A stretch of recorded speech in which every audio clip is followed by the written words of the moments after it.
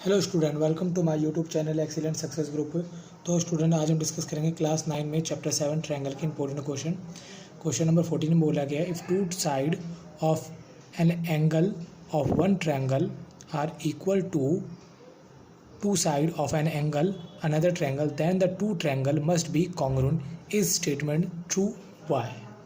Question में बोला गया है कोई ट्रायंगल है जिसकी कोई सी भी दो साइडें, इमेजिन करो, मान लो ए बी और बी सी, और कोई एक एंगल पता नहीं कौन सा होगा, ए होगा, बी होगा, सी होगा, भी फिलहाल मालूम नहीं है, are the equal the two side and one angle, जो कि इक्वल है। मान लो ये दो साइडें, इन दोनों साइड के इक्वल है और एंगल भी इक्वल है। अब वो एंगल कौन सा होगा वो मालूम नहीं है फिलहाल के लिए, ठीक है। Then the two triangle must be congruent, तो ये दोनों कॉन्ग्रुएंट होंगे।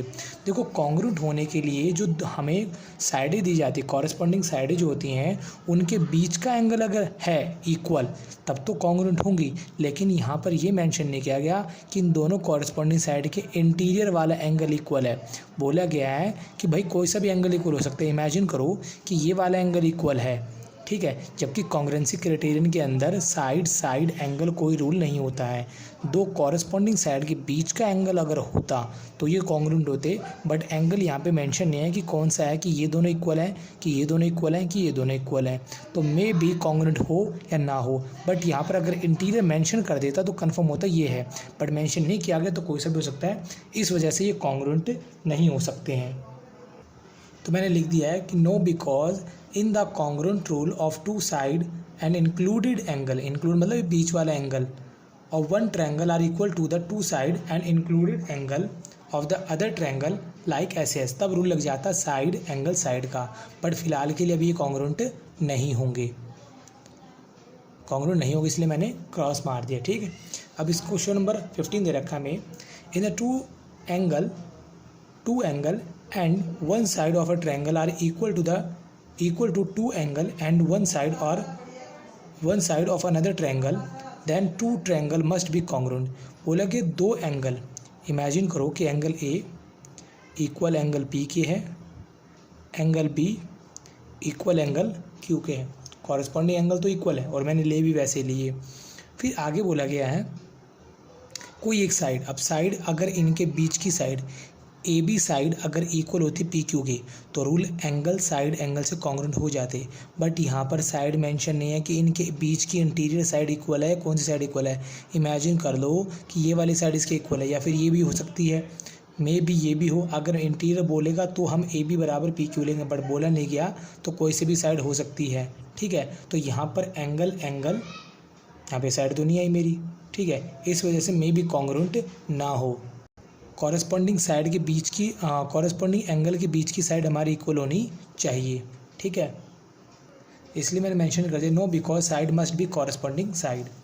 फिर आगे बोला गया है क्वेश्चन नंबर 16 में, is it possible to construct a triangle with a length it side 4 centimetre 3 centimetre and 7 centimetre. क्या इन डायमेंशन वाली कोई ट्रायंगल बनाना पॉसिबल है? तो रीज़न बताइए। देखो, अगर कोई ट्रायंगल बनाना है तो उसके लिए रूल ये होता है कि ट्रायंगल के दो साइडों का सम तीसरे से हमेशा बड़ा होता है। Sum of two side of triangle is always greater than third side of triangle, third side of triangle. अब मेरे पास 3 डायमेंशन है, पहली है 4, 3 और 7।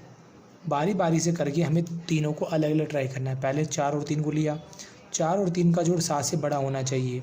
क्या 7 7 से बड़ा होता है? नहीं, 7 तो 7 के बराबर होता है। सेकंड, मैंने 3 + 7 को लिया, बड़ा होगा 4 से, 7 3 10 बड़ा होता है 4 से, ये बात ठीक है, ट्रू निकल के आती है, ये फॉल्स थी। तीसरा, अब मैंने लिया 4 + 7 से, बड़ा होगा 3 से, 11 बड़ा होगा 3 से, ये बात ट्रू है।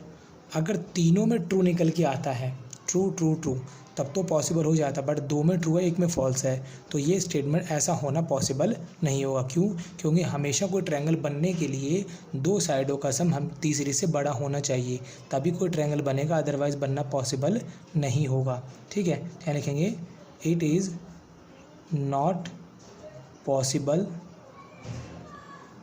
To make triangle with the help of side 4 centimetre, 3 centimetre and 7 centimetre, यानी कि इससे कोई ट्रायंगल बनना पॉसिबल नहीं है जो कि मेरी साइड दे रखी है 4 सेंटीमीटर, 3 सेंटीमीटर एंड 7 सेंटीमीटर। ठीक, तो इसी के साथ मेरा क्वेश्चन नंबर 16 यहाँ पे कंप्लीट होता है। तो अब डिस्कस करेंगे क्वेश्चन नंबर 17। क्वेश्चन नंबर 17 बोला गया, it is given that triangle ABC congruent है ट्रायंगल RPQK। जैसा बोला गया है वैसा फॉलो करेंगे। ABC कॉन्ग्रुएंट है RPQK। अगर दोनों कॉन्ग्रुएंट है तो इनकी corresponding side corresponding angle equal होंगे। एंगल A बराबर होगा एंगल R के, एंगल B बराबर होगा एंगल P के, एंगल C बराबर होगा एंगल Q के। ठीक, कॉरस्पॉन्डिंग साइड भी इक्वल होगी। AB बराबर PR के, BC बराबर PQ के एंड AC बराबर RQ के। अगर दोनों कॉन्ग्रुएंट है तो इसकी कॉरस्पॉन्डिंग साइड सारे के सारे क्या होंगे, इक्वल होंगे।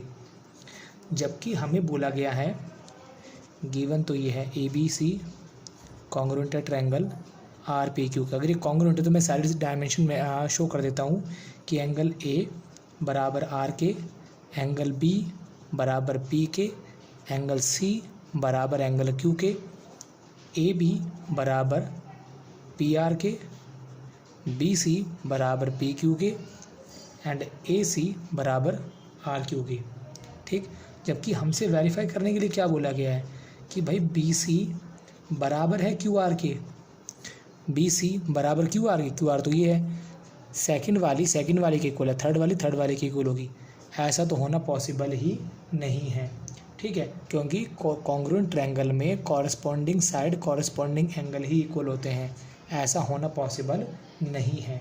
ठीक है, तो इसलिए मैं लिख देता हूँ कि स्टेटमेंट मेरी क्या होगी, फॉल्स होगी। ठीक, और रीज़न बताए तो we know that two triangle are congruent if the side and angles of one triangle are equal to the corresponding side and angles of other triangle। जो बात मैंने बोली वो मैंने यहाँ पे लिख दी कि हम जानते हैं कि अगर दो कॉन्ग्रुएंट ट्रायंगल है, if the side and angle on the one triangle are equal, अगर उनकी साइड कॉरस्पॉन्डिंग साइड और एंगल इक्वल हैं तो अदर ट्रायंगल है, कॉरस्पॉन्डिंग साइड उनकी वो अलग दूसरे के इक्वल होते हैं। ठीक है, इस वजह से ये बारे मेरी स्टेटमेंट इक्वल नहीं हो पाएगी। इसी के साथ मेरा क्वेश्चन नंबर 17 यहाँ पे कंप्लीट होता है। अब डिस्कस करेंगे क्वेश्चन नंबर 18। बोलेगा ट्रायंगल PQR कॉन्ग्रुएंट है EOF के, तो इसको मैं लिख देता हूँ ट्रायंगल PQR कॉन्ग्रुएंट है EOF के।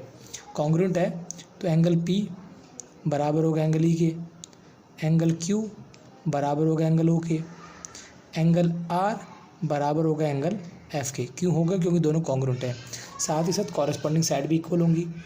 PQ बराबर EO के, RQ बराबर OF के, PR बराबर EF के। ठीक, तो जो कॉन्ग्रुएंट है पहले उसका रीजन मेंशन कर देते हैं। ट्रायंगल PQR बराबर कॉन्ग्रुएंट EOF का। कॉन्ग्रुएंट है तो सारे पार्ट इक्वल होंगे।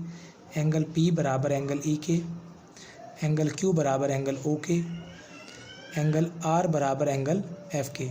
साथ साथ इनकी कॉरस्पॉन्डिंग साइड भी इक्वल होगी। PQ बराबर EO के, QR बराबर OF के, PR बराबर EF के। ठीक, तो यहाँ पर हमसे ये पूछा गया था क्या PR EF के बराबर, देखो मेरी स्टेटमेंट आ रही है PR EF के बराबर है। ये बात क्या है मेरी, ट्रू है, क्योंकि ये कॉरस्पॉन्डिंग साइड है, corresponding side of a congruent triangle. ठीक है, तो यहाँ मैं लिख देता हूँ अगर दोनों कॉन्ग्रुएंट है, triangle P Q R congruent है ट्रायंगल ई यू एफ के, जिसका मतलब ये होता है it means that corresponding angle and their side are equal।